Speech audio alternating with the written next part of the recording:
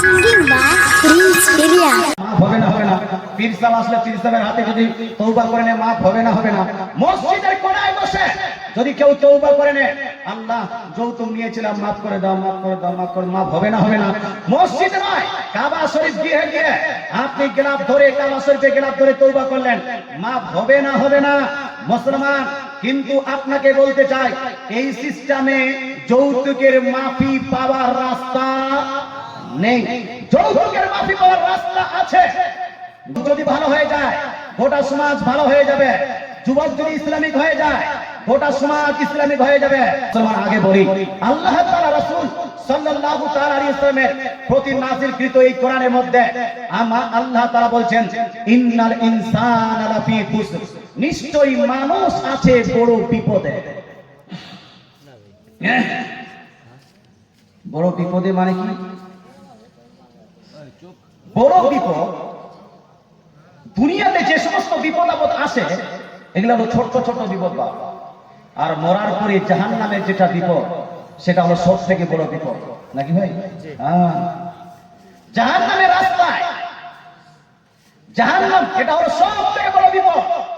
ইন্নাল ইনসানা লাফি খুসর, নিশ্চয়ই মানুষ আছে বড় বিপদে, মানে হলো এই মানুষ চলছে জাহান্নামের রাস্তায়। আল্লাহ জানেন মানুষ চলছে কোথায়? জাহান্নামের রাস্তায়।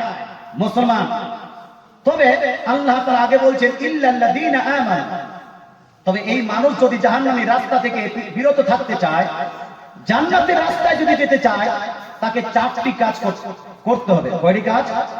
চারটি কাজ করতে হবে। কি কি কাজ করতে হবে?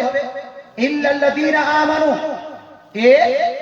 ওই মানুষকে ঈমান আনতে হবে, অর্থাৎ মুমিন হতে হবে, ঈমানদার হতে হবে। এটা হলো প্রথম কাজ। দুই, ওয়া আমিলুস সালিহাত, সেই ব্যক্তিকে নেক আমল করতে হবে। কি করতে হবে? নেক আমল, ভালো আমল করতে হবে। ঈমান আনতে হবে। আপনারা ঈমানদার হন কিনা ভাই? না বেঈমান? ঈমানদার না বেঈমান? ঈমানদার। আচ্ছা হুজুর বুঝবই বা কি করে যে আমি ঈমানদার হই কিনা? কেউ প্রশ্ন করতে পারে যে হুজুর আমি বুঝবো কি করে যে আমি ঈমানদার হই কিনা? দাড়ি রেখেছি বাস এতটুকু, টুপি পরেছি বাস এতটুকু, আমি নামাজ পড়ি বাস এতটুকু, মুসলমান ঘরে জন্ম নিয়েছি বাস এতটুকু, নবী কা দামান नहीं छोड़ेंगे স্লোগান দিচ্ছি বাস এতটুকু, কি আপনার ওলি কা দামান नहीं छोड़ेंगे এতটুকু। কি করলে ঈমানদার হওয়া যায়? কি কি লাগে ঈমানের জন্য একটু জানার দরকার আছে কি নাই? জানার দরকার আছে। আসুন এটাকে আগে জানি। জিবরিল আলাইহিস সালাম ফেরেশতাদের কমান্ডার, ফেরেশতাদের সরদার জিবরিল আলাইহিস সালাম একদা নবীজির দরবারে এসে উপস্থিত হলেন। হাদিসটি বুখারী